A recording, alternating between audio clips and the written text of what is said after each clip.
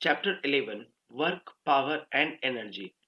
First question is, define the term work. Work होता क्या है?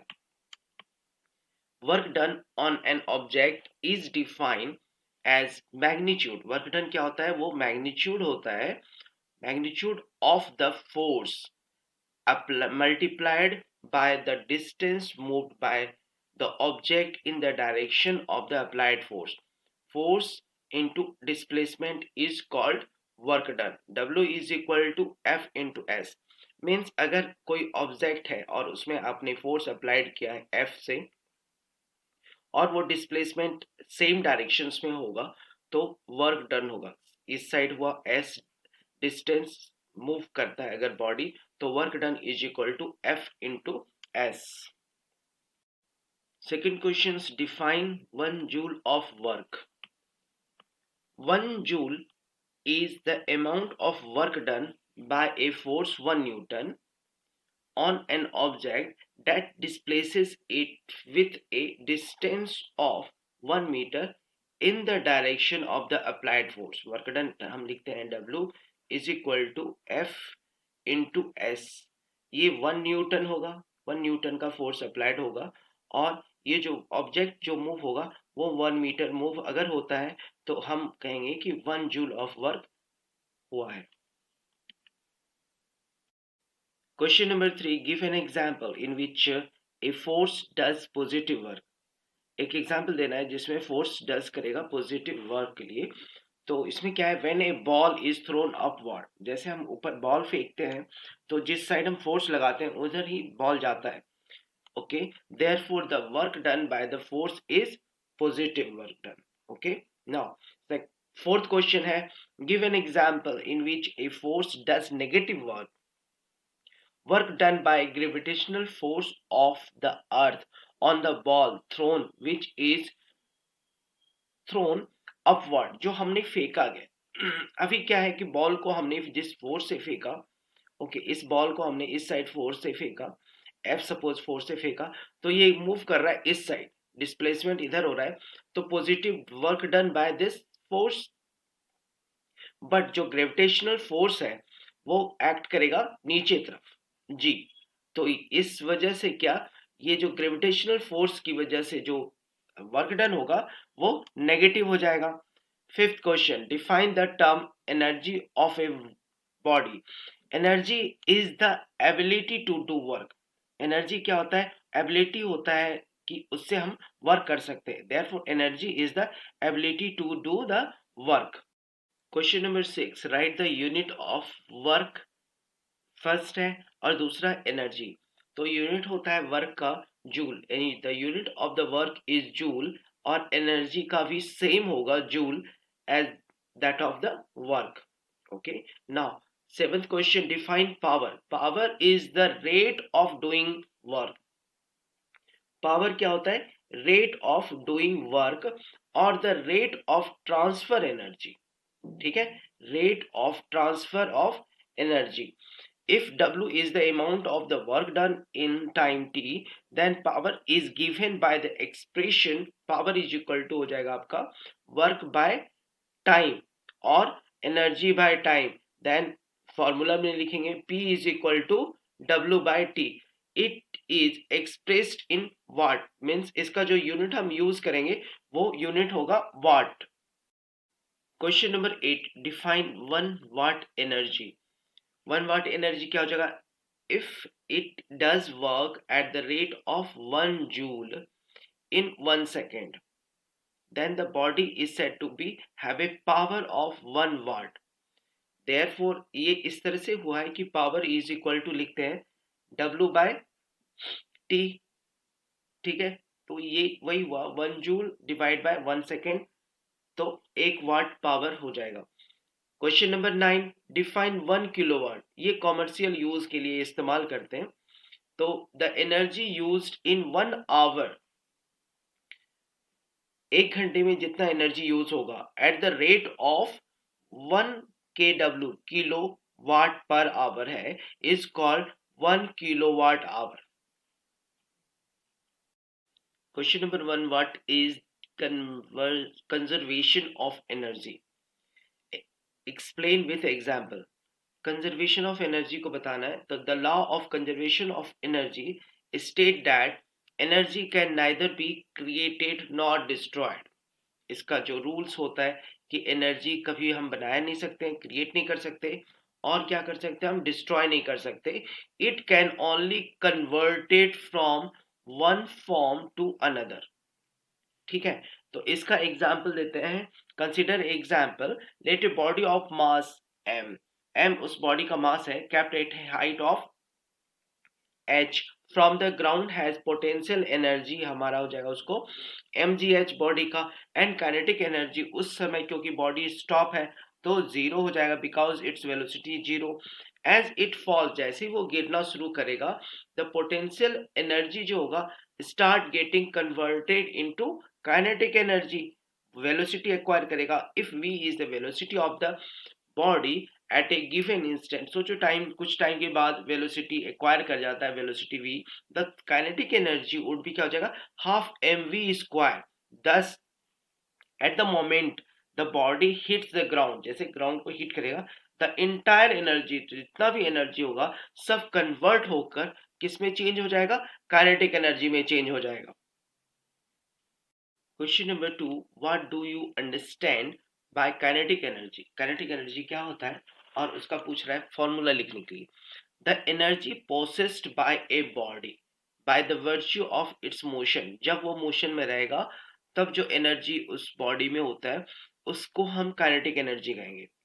Okay, if a body of mass m is moving with velocity v, then its kinetic energy E के हम लिख सकते हैं, E के is equal to half mv square, और इसका जो यूनिट होता है ऐसा यूनिट वो जूल होता है, उसको डिनोट करते हैं J से।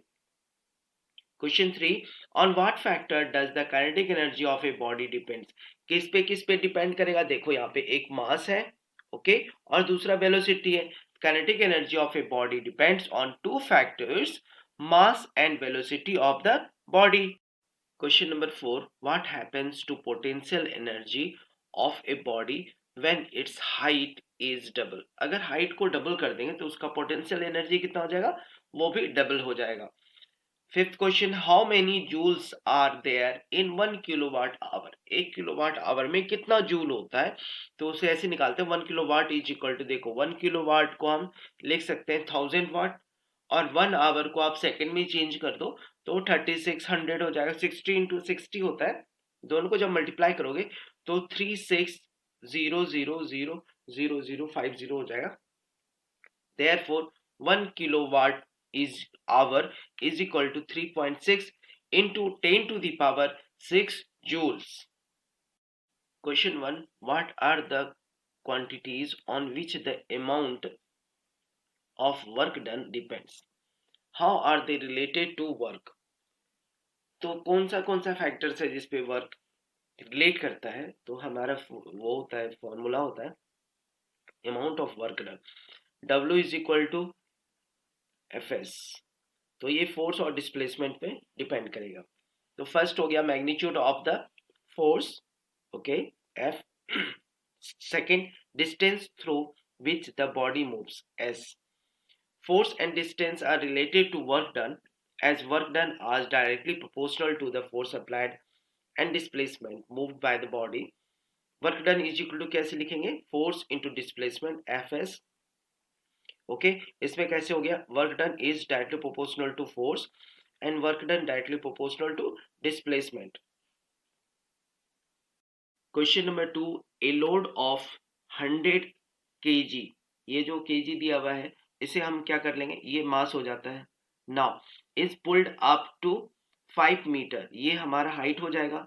Okay, calculate the work done, और जिसमें आपको g की वैल्यू लेनी है 10 मीटर पर सेकेंड स्क्वायर। तो वर्क डन लिखेंगे W इज इक्वल टू हो जाएगा mgh। अब कॉरेस्पॉन्डिंग वैल्यूज आप पुट करो, m की वैल्यू 100 है, g की वैल्यू 10, और हाइट है आपका h, तो कितना हो जाएगा, 3 zeros यहाँ पर 5, तो हमारा यहाँ हो जाएगा 5000 जूल। वर्क का यूनिट जूल है। Question number 3, A body of मास, यहाँ पे दिया हुआ है, ये मास दिया हुआ है, ओके, ये वेरिएबल्स हो गया। Is moving with A velocity, ये v दिया हुआ है, वेलोसिटी, इट्स काइनेटिक एनर्जी दिया हुआ है के, काइनेटिक एनर्जी दिया हुआ है यहाँ पे, ये दिया हुआ है। If its velocity is double, what is it's kinetic energy? तो फर्स्ट केस में क्या है, एम निकालने की कोशिश करेंगे। तो देखो काइनेटिक एनर्जी का फॉर्मूला होता है half M we square. Okay, तो ये जो काइनेटिक एनर्जी मुझे दिया हुआ है, काइनेटिक दिया हुआ है 25 is equal to 1/2 M into velocity दिया हुआ है हमें 5। तो आप लिखोगे इसको 5 इंटू 5। ये 5 इंटू 5 25 होता है, इस साइड का 25 और इस साइड का 25 कट हो जाएगा। Therefore m is equal to, cross multiply करेंगे तो m इज इक्वल टू 2 इधर चला जाएगा, तो m is equal to mass मेरा निकल जाएगा 2 kg। ओके यार, उसके बाद इफ इट्स वेलोसिटी डबल हो रहा है, अब इस केस में सेकेंड केस में वेलोसिटी क्या हो रहा है, ये 5 से 10 मीटर पर सेकेंड हो गया। ठीक है, तो कह रहा है कि what is it's kinetic energy. अब निकालेंगे काइनेटिक एनर्जी क्या हो रहा है, काइनेटिक एनर्जी हो जाएगा मेरा 1/2 इंटू क्या है एम वी स्क्वायर, मास दिया हुआ है, मास तो सेम है। ओके, तो मास की वैल्यू हमने निकाला 2 और इनटू वेलोसिटी हो गया 10 इंटू 10। ओके, ये 2 और ये 2 कट जाएगा, 10 इंटू 10 100 जूल। ओके, 100 जूल, तो हमारा जो काइनेटिक एनर्जी हो जाएगा सेकेंड टाइम में वो हो जाएगा 100 joule. Question number 4, a boy waiting 50 kg, ये जो हमारा है ये क्या हो जाएगा, हमारा m के बराबर हो गया। ठीक है, climb up a vertical height of 100 metre, ये हाइट हो गया। Calculate the amount of work done by him, how much potential energy he gain given, g लेना है आपको 9.8। तो ये देखो जब बॉडी वाई ऊपर जा रहा है, हाइट पे चढ़ रहा है, वर्टिकल हाइट पे, तो work done is potential energy होगा, then work done is equal to potential energy, okay, is equal to m g h. अब m की वैल्यू दी हुई है आपको 50 kg into 9.8 metre per second square और इंटू हाइट दिया है 100। ठीक है, जब इसे हम सॉल्व करेंगे तो इज इक्वल टू हो जाएगा 4.9 into 10 to the power 4 joule, unit हुआ वर्क का joule. Question number 5, 5 electric fans of 120 watt each are used for 4 hours. Calculate the electric energy consumed in kilowatt. तो 4 पंखे चल रहे, 5 फैंस चल रहे हैं 120 वाट के हिसाब से। तो टोटल पावर जो है हमारा, पावर जो होगा, total power is equal to क्या हो जाएगा, 5 इंटू 120 वाट, टोटल हमारा इतना हो जाएगा। तो इतना एनर्जी हमारा खपत हुआ। ओके, कह रहे calculate the electrical energy consumed in kilowatt hour में, तो किलोवाट आवर में लिखना है। तो ये कितना हो जाएगा, दिस इज इक्वल टू 12 5 जा 60, 600 ये वाट हुआ, इज इक्वल टू किलोवाट में हमें लिखना है, तो इसको लिखेंगे 0.60 किलोवाट।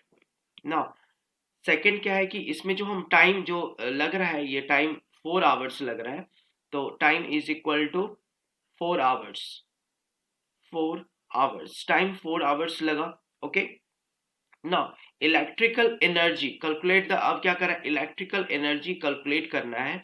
तो इलेक्ट्रिकल एनर्जी जो हमारा यूज होगा, energy is equal to power into time, कितना देर वो खपत किया, कितना टाइम लगा, पावर इनटू टाइम। तो पावर है 0.60 इंटू 4 इज इक्वल टू क्या हो जाएगा, 2.4 kilowatt hour. Okay, the energy consumed by the fans is 2.4 kilowatt hour. Question number 6, the power of an electric heater is power दिया हुआ है 1500 watt. Okay, how much energy is consumed in 10 hours? ठीक है, तो 15, ये जो 1500 वाट है इसको किलोवाट में पहले कन्वर्ट करो। जो हमारा पावर दिया हुआ है 1500 वाट, 1500 वाट को किलोवाट में कन्वर्ट करेंगे तो 1.5 किलोवाट हो जाएगा। नाउ टाइम क्या दिया हुआ है आपको, T is equal to 10 hours. Okay, now energy is equal to होता है पावर इनटू टाइम। तो पावर हो गया हमारा 1.5 into 10 is equal to 15 kilowatt hour. ठीक है, then the energy consumed by the electric heater is 15 kilowatt hour.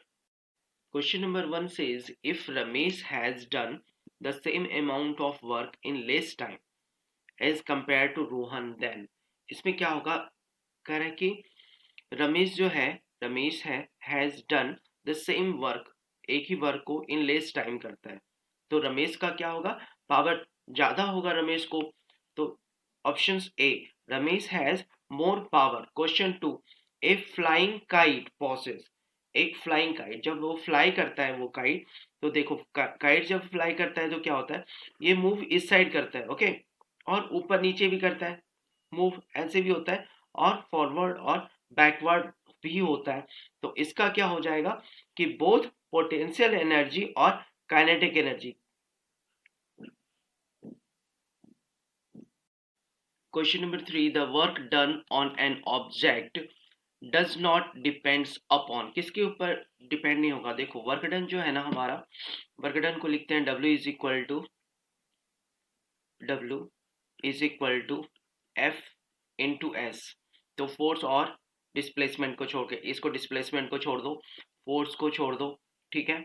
फिर angle between force भी होता है, इन दोनों के बीच जो एंगल होगा, और initial velocity of the object, ये वाला करेक्ट आंसर हो जाएगा डी, इस पे डिपेंड्स नहीं करता है। Now force, if a force F applied on a body gives its velocity v, its power will be, power क्या हो जाएगा, तो लिखते हैं power is equal to, power is equal to हो जाता है W बाय टी, ये लिखते हो, और W को हम लिखते हैं कि is equal to F S by T. Okay, now F is the force हो गया, और S बाय टी जो है ना वो वेलोसिटी होता है, तो FV, तो FV जो है इसका आंसर हो जाएगा A। Question 5, two particles of masses 1 gram and 4 gram have equal kinetic energy है, तो what is the ratio of their momentum। तो काइनेटिक एनर्जी का फॉर्मूला लिखो पहले आप, kinetic energy is equal to 1/2 m v square. ठीक है, तो इस केस में हम क्या करते हैं कि दोनों साइड m से मल्टीप्लाई कर दो, m into K is equal to 1/2 m square v square is equal to, आपको मोमेंटम होता है P is equal to M V. Then we can write here, क्या हो सकता है, P is equal to M V, तो हम लिख सकते हैं P स्क्वायर बाय 2। तो यहाँ से क्लियरली है कि M is directly proportional to P square and P is directly proportional to root of M। अब इसको ऐसे लिख सकते हैं कि P1 by P2 is equal to under root of M1 by M2। हमको यहाँ पे वैल्यू दी हुई है आपको 1/4, 1 ग्राम एंड 4 ग्राम, तो इसको लिख लेंगे इज इक्वल टू 1/2 मीन्स 1:2, तो इसका आंसर हो जाएगा सी।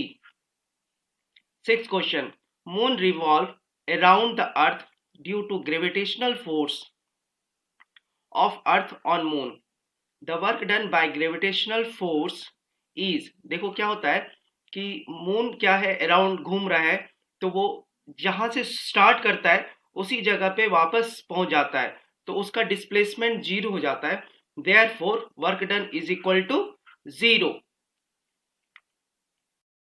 Question 1, a 20 kg mass object is being lifted through a height of, ये हाइट निकालना है जो, when this 784 joule of work is done। तो इसे हम लिख सकते हैं यहाँ पे W is equal to work done is equal to M GH। तो वर्क डन हो रहा है आपको 784 इज इक्वल टू मास है 20 इंटू जी है 9.8 और इंटू एच। ये जीरो खत्म कर दो तो ये डेसिमल हट जाएगा और फिर ये दोनों पार्ट इस साइड जाएगा क्रॉस मल्टीप्लीकेशन से। तो हम h इज इक्वल टू लिख सकते हैं, h इज इक्वल टू हो जाएगा 784 डिवाइड में हो जाएगा क्या 2 इंटू 98। अब 98 से जब आप इसको डिवाइड करोगे तो 8 टाइम्स में ये कट जाता है और 2 से ये हो जाएगा 4 टाइम्स में। तो यहाँ पर आंसर आ जाएगा 4 मीटर हाइट पर ये इतना वर्क करेगा। Second question, in a heat engine, heat energy is converted to heat engine है। heat engine में जब heat energy convert करता है तो वो होता है मैकेनिकल एनर्जी में।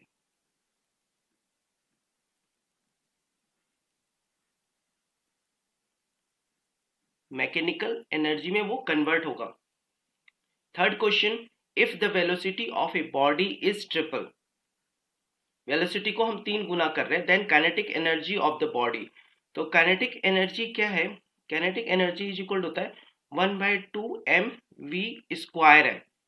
Okay, means kinetic energy is proportional to velocity का स्क्वायर। अगर 3 टाइम्स किया तो 3 का स्क्वायर हो जाएगा, तो ये हो जाएगा आपका 9 times.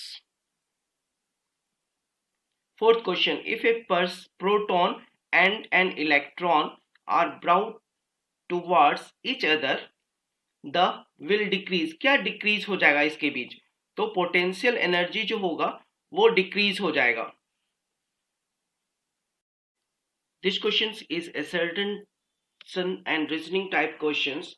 In this question 1 is assertions, as a ball falls downward potential energy keeps decreasing but kinetic energy keeps increasing। ठीक है, ड्यू टू मोशन, मोशन होगा। ओके, नाउ रीजन दे रहा है कि energy can neither be created not destroyed. इसका answer होगा option A का लेंगे, law of conservation of energy से ये कॉन्सेप्ट से काम करेगा। Law of conservation of energy implies that the sum of potential energy and kinetic energy of the ball remains same at every point during its fall। Second question, assertion, work done by the gravitational force of a revolving satellite around the earth in a circular motion is zero। Okay, क्योंकि वो circular motion में कर रहा है कि return में सिर्फ initial position और फाइनल पोजीशन सेम हो जाएगा तो वर्क डन जीरो हो जाएगा। रीजन क्या है, force of gravitation act on the satellite opposite to the direction of the motion of the satellite.